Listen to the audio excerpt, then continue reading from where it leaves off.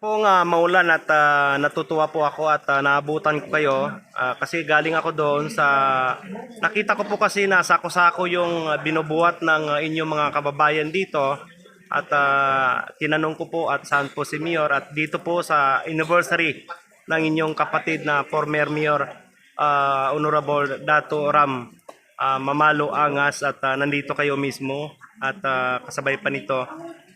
Pwede ko ba malaman, Mayor, at malaman ng ating mga kababayan kung itong distribution ngayon na Barangay Gadungan, I think nalaman ko doon na sobra 600 ito na tumanggap na beneficiary. O lahat ba dito, Mayor, at ngayon ay tagulan po at isa po sa inyong munisipyo ang katsapin ng tubig dito po dumadaan itong Ala River going to Ala River Grande. Ano po ang inyong masasabi, Mayor? Itong patungkol ngayon sa distribution ng 25 kilos saco price at saka merong canned goods na isang karton na galing sa MSSD Barm. So, unang-una, magpapasalamat tayo sa MSSD Barm dahil nung nandun kami sa Manila, nag-attend ako ng Peace Summit ng Barm dun sa Manila is binigyan kami ng 650 bags of rice at saka karton ng canned goods. So, yun po ay nakano dahil lahat po ng mga ibang barangays nabigyan na rin.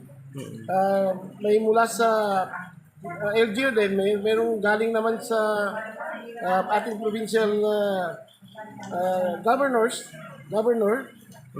At yun ay last weekend na ibigay nila. So itong ban na ito, itong sa farm na ito, meron silang order na huwag ibigay kung hindi makasali ang Red Cross dahil sa ngayon is Election ng parliament. So ang ginawa natin nung itong is medyo ako nagtataka ako dahil hindi naman ang MSST, hindi naman sila tumawag dun sa ating Red Cross at ginawa ko is gumawa kami ng resolution na iniimbita namin yung Red Cross na sila yung mag-distribute ng bigas na yun dahil na kailangan ng mga kababayan natin especially dyan sa Barangay Gadungan na almost lahat po ng kababayan dyan is nakuha ng baha. Dahil sa ngayon, yan naman yung, kasi itong Ala River is iba-iba yung ruta ng tubig. So sa ngayon, yan ang pinaka-affected ngayon is ang Barangay Gadungan. Kaya yan ang binigyan natin kanina. Isa pa pong komento dato kasi isa po dato, Mayor, itong Tukanakudan, barangay ng Tukanakudan. Kung saan po meron nagsabi sa atin yan at sila ba ay nakatanggap din kasabay doon sa tatlong barangay na binanggit niyo? Opo, nakatanggap na ang barangay Tukanakuda.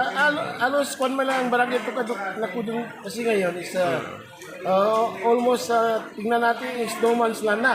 So yung mga tao doon ay konti lang yung naiwan doon sa barangay mismo. So yung lahat ng mga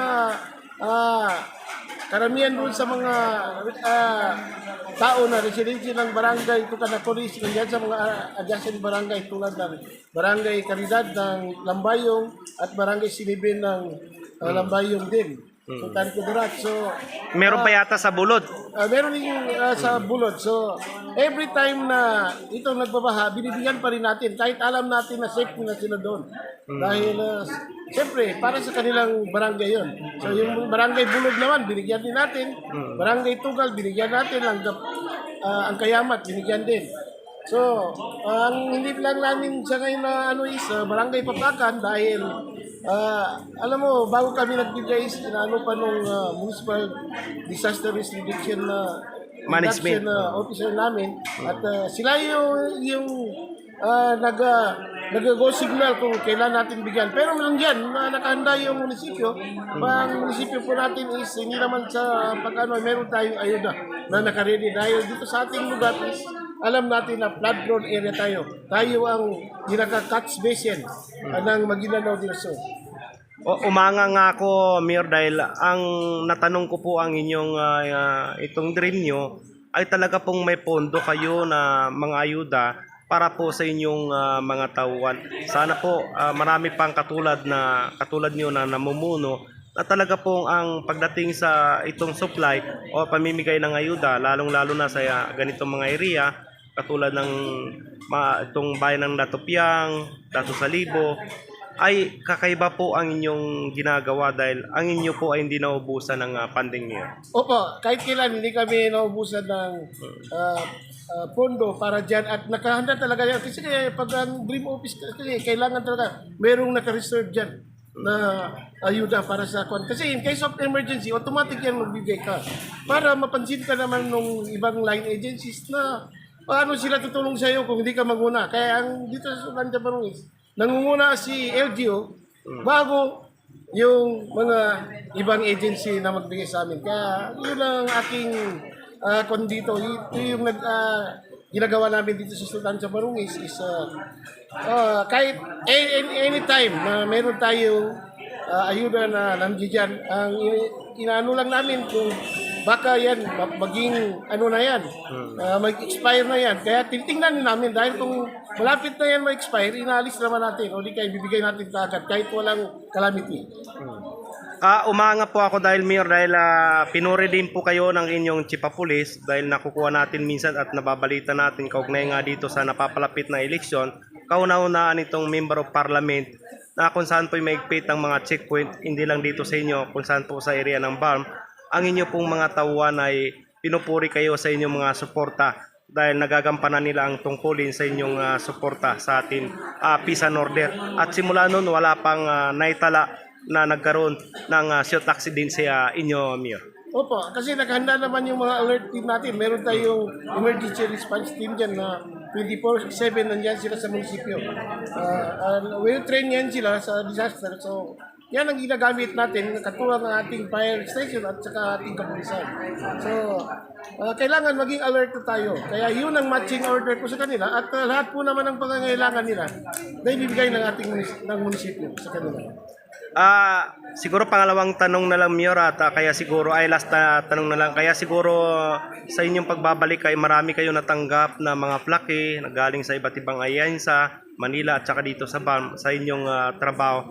At napapalapit na po itong eleksyon at sa tingin nyo po ba bilang kayo ang municipal mayor, lahat ba ng ating mga kababayan dito ay makaboto ba ng tama kaugnay nga nitong eleksyon na pagpapili kung saan po ay demokrasya, masasabi nila. Gaano sila kasipti bilang kayo ang municipal mayor?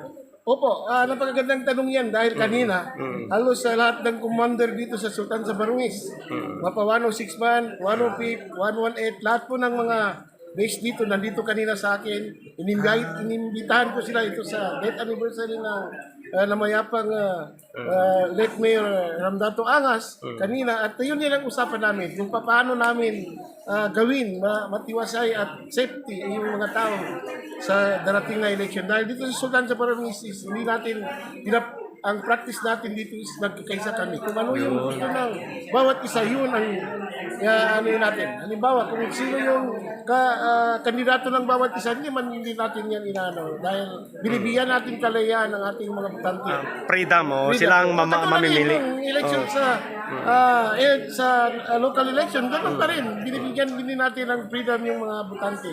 Kaya dito siguro, masasabi natin na walang kaguluhang mangyari dahil nakikita natin yung mga membro ng UBJP political committee, nandito rin sila lahat kanina. So, walang mangyari na dito dahil lahat po dito is makaboto. Yun lang din man lang ang gusto natin is makaboto sila, makapunta at mapili nila kung sino yung dapat na ihalala ng bawat isa. Maraming salamat at yan po ang ating update mula po dito sa bayan ng Sultan sa Barangis at talagang very pasalamat po tayo dahil inaccept tayo.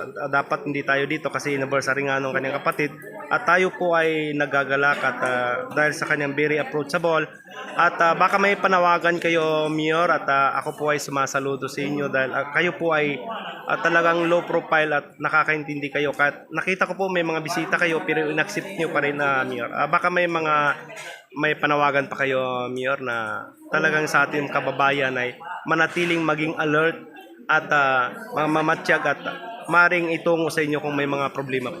Opo, ako po inananawagan sa lahat po ng hindi nakadalo kanina, lalo na yung mga barangay kapitan, dahil bawat kapitan dito sa aming mga barangays ngayon ay napaka-busy dahil mayroong gaganapin na validation ang National Welfare for Council of Children ay magbe-validate sa aming lugar para sa National Award.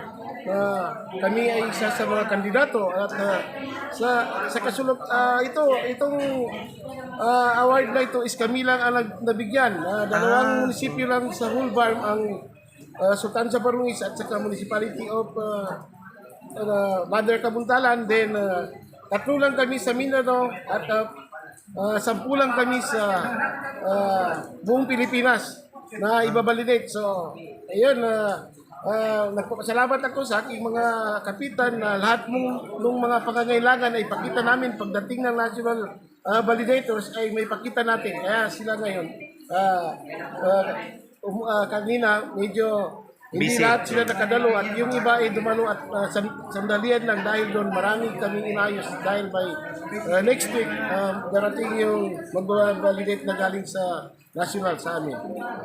Maraming salamat po at congratulations Honorable Dato Mayor Dato Alan Angas, Senior at sa inyong binigay na update. Mabuhay po kayo, Mayor. Mabuhay po tayong lahat. Magandang hapon.